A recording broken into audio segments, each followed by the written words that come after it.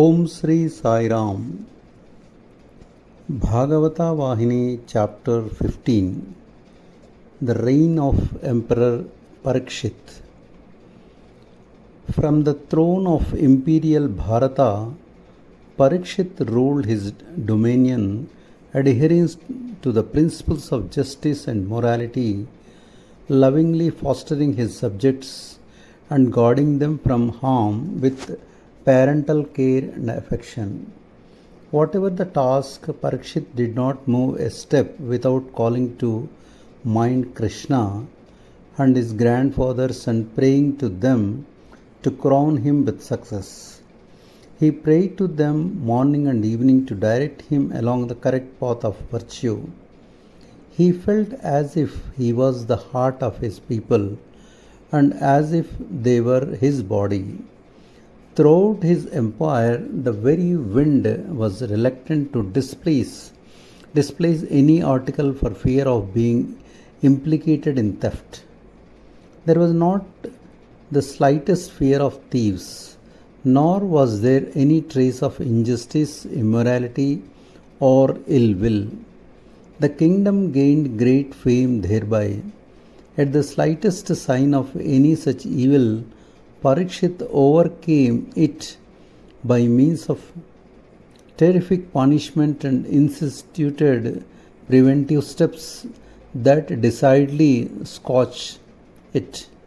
Since Dharma was thus fostered with love and reverence, even nature was kind, rains came in time, crops grew high and rich, granaries were filled, and people were contented, happy and unafraid. Parikshit marries Airavati.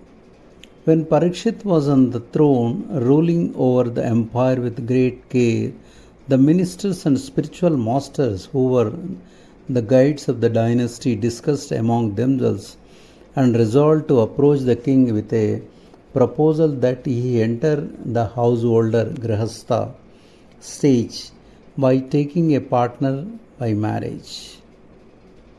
They submitted their request to him. When they found him agreeable, they asked his maternal uncle Uttara of the Virata royal family for the hand of his daughter. The Brahmins they sent to Virata returned with the happy news that he was happy over the proposal. The priest fixed an auspicious day and hour, and the marriage of Parikshit and Airavati, the daughter of Uttara, was celebrated with pomp and splendor. Queen Airavati was a great gem among virtuous women. She was endowed with a tenacious love for truth and was devoted to her husband. Whenever she heard that anyone in the empire was in distress, she was much pained, as if she herself had the calamity. She mixed with the women of the capital and acquainted herself with their aspirations and achievements. She provided them with encouragement and consolation. She fostered the growth of virtue among them by teaching and example. She established institutions to promote and protect good character. She allowed women of all grades to approach her, for she had no false pride. She treated everyone with reverence. She was an angel of fortitude and charity. Everyone praised her as the goddess Durga, bestower of food, Annapurna, herself in human form. During the reign of this king and queen, men and women lived in peace and happiness, untroubled by want. Parikshit also arranged for the performance of many Vedic sacrifices and rituals for the prosperity of mankind. He arranged the worship in temples and homes of God in his manifold forms, with his manifold names. By these and other means, faith in God and love for man were implanted in the hearts of his subjects. He promoted measures to ensure peace and harmony among the sages and saints who were living as recluses in forest hermitages. He guarded them in their silent retreats from man and beast. He exhorted them to probe into themselves and discover the laws of self control. He supervised personally the steps taken to ensure their safety and security. Thus, Parikshit and Airavati ruled over their empire like Ishvara and Parvati, who rule over the universe with parental love and care. Shortly, the news that the queen was in the family way spread among the women and was confirmed. The subjects prayed to God at home and in public places of worship to bless the queen with a son who would be endowed with all virtues and strength of character, who would be a staunch and unflinching adherent of Dharma, and who would live the full span of years. In those ages, subjects loved the king so intensely that they renounced their own joys to please him. The king too loved them and guarded them as the apple of his eye. Parikshit saw and heard the enthusiasm of the subjects at the auspicious prospect of the advent of a child to continue the dynasty. He shed tears of joy when he realized how deeply his people were attached to him. He felt that the affection was the contribution of his grandfathers and the gift of Lord Krishna's grace. Parikshit did not deviate from his resolve to serve the best interests of his people, and he gave up his own likes and dislikes for this great task. He looked upon his subjects as his own children. The bond that brought the king and people together in such close and loving relationship was indeed of a high holy order, and his people used to say that they would prefer his kingdom to heaven itself. On an auspicious day, a son was born. The whole land was filled with inexplicable joy. Sages, statesmen, and scholars sent blessings and good wishes to the king. They declared that the new light had dawned on the state. Astrologers consulted their books and calculated fortunes of the child from then and announced that he would enhance the glory of the dynasty, bring added reputation on his father's name, and win the esteem and love of his people. Parikshit invited the family preceptor to the palace and also consulted Brahmins priests in order to fix a day for the naming ceremony of the child. Accordingly, during an elaborately arranged festival night, the child was named Janame Jaya. The Brahmins present were given costly gifts. On the suggestion of Kripacharya, the doyen among the Brahmins' advisors of the king, cows with golden ornaments on horn and hooves were given away in large numbers. All were fed sumptuously for days on end. Parikshit dharmic reign keeps the Kali age at bay. When Dharmaraja had set out on his final journey, he had entrusted the little boy Parikshit on the throne to Kripacharya, and as a true trustee, Kripa was advising the boy king and training him in statecraft. As he grew up, this dependency became more fruitful, and the king seldom strayed from his advice.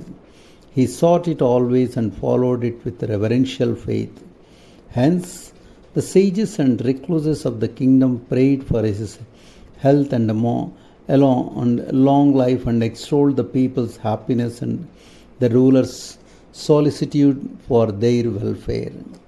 Parikshit was the overlord of the kings of the earth, for he had the blessings of the great and the counsel of the wise and the grace of God. After a long campaign of conquest, he encamped on the bank of the Ganga and celebrated as a mark of his victory over 3 horse sacrifices. With all the prescribed rituals, his fame spread not only over the length and breadth of Bharata, India, but even far behind its borders. He was acclaimed by every tongue as the great jewel of the Bharata royal family. There was no state that had not bent under his yoke. There was no ruler who set his command as naughty. He had no need to march at the head of his army to subdue any people or ruler. All were only too willing to pay him homage. He was master of all lands and all peoples. The spirit of wickedness and vice known as Kali had already come in with the end of the Krishna era, so it was raising in poisonous hood on and off, but Parikshit was vigilant. He adopted measures to counterfoil its stratagems and machinations. He sought to discover the footprints of his grandfathers throughout his realm. In the reforms they introduced and institutions they established, he reminded his people whenever occasion arose of their nobility and aspirations, he told them of Krishna, his grace and mercy. He shed tears of joy and gratitude whenever he told them these stories. He was sincerely pining for the chance he had lost to have the Pandavas and Krishna by his side. As the ruler, so the ruled. He knew that wickedness Kali had entered his kingdom, and was endeavoring to fix his hold on the minds of the people. When he became cognizant of its activities, he investigated the conditions favorable for its spread. And with the active cooperation of his teachers and elders, he enacted special laws to counteract the tendencies Kali aroused. When the elders advised him that precautions need to be taken only when the wickedness emerged as crimes, Parikshit did not support that opinion. He was for alertness. He wanted to give the lead to his people. As the ruler, so the ruled. Yatha raja tata praja is the proverb. He said. He declared that wickedness Kali can have sway only through the incompetence of the ruler, the loss of self-reliance among the people, and the decline in the earning of grace. These three are the factors that promote the plans of Kali. Without them, man cannot fall a prey to his wiles. Aware of this, Parikshit went around his kingdom and sought day and night to drive Kali out of his haunts. That is to say, he attempted to give no room to injustice, force, evil character, untruth, and violence. His preventive plans were effective. He had so much quiet in his kingdom that he campaigned victoriously in the regions of Bhadraswa, Ketamalu, Mula, Uttarakuru, and Krimasku. Jai Sai Ram.